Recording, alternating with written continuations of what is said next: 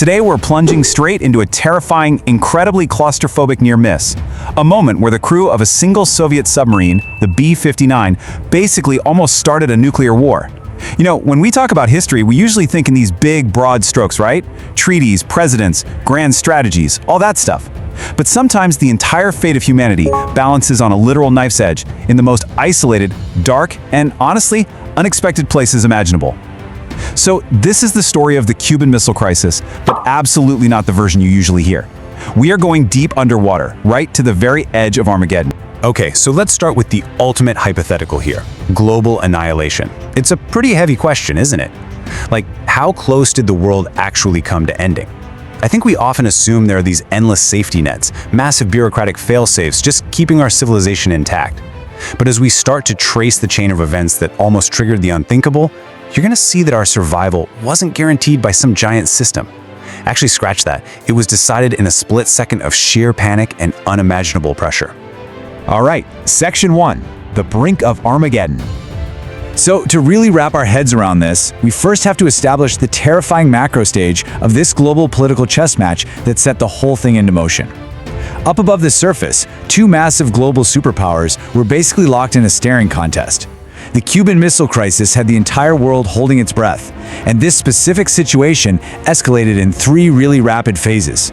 First, the global flashpoint just reached a fever pitch. Military forces were on extremely high alert, and the stakes, well, they were nothing less than total mutual destruction. Second, a Soviet submarine, the B-59, was deployed directly to the edge of the US quarantine line. I mean, they were sent right into the absolute thick of it.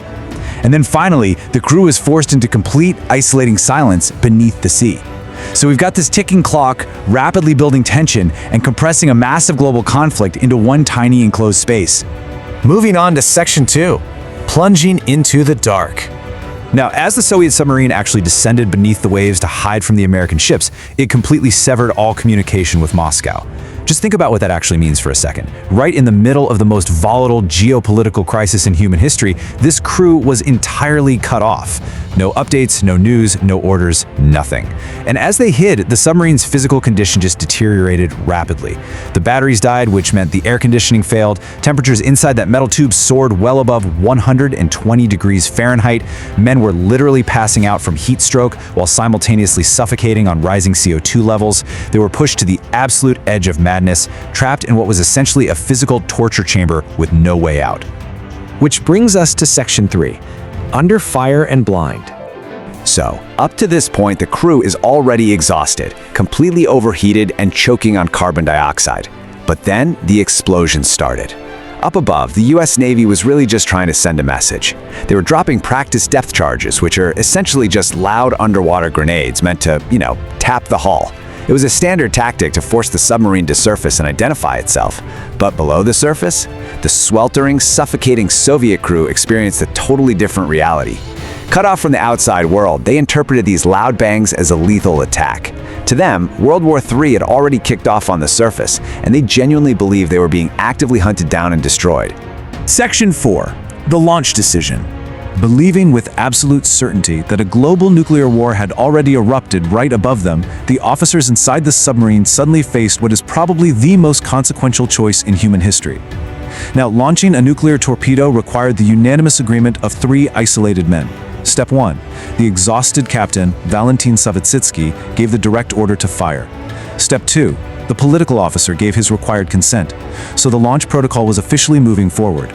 It all came down to Step 3, the second captain. The entire fate of the world was suddenly placed squarely on the shoulders of these three individuals, and, terrifyingly, two of them had already said yes to ending the world. Captain Savitsky's logic was totally claustrophobic, and, in his mind, absolute. He said, "We are under lethal attack. World War III has begun." I really want you to try and put yourself in their shoes for a moment. The heat is unbearable. You can hardly even breathe. The hull around you is literally ringing from explosive charges. Every single human instinct is telling you that the world above is already burning, and it's your absolute sworn duty to fire back. The pressure inside that room was infinitely heavier than the entire ocean surrounding them. And finally, Section 5, a catastrophe averted.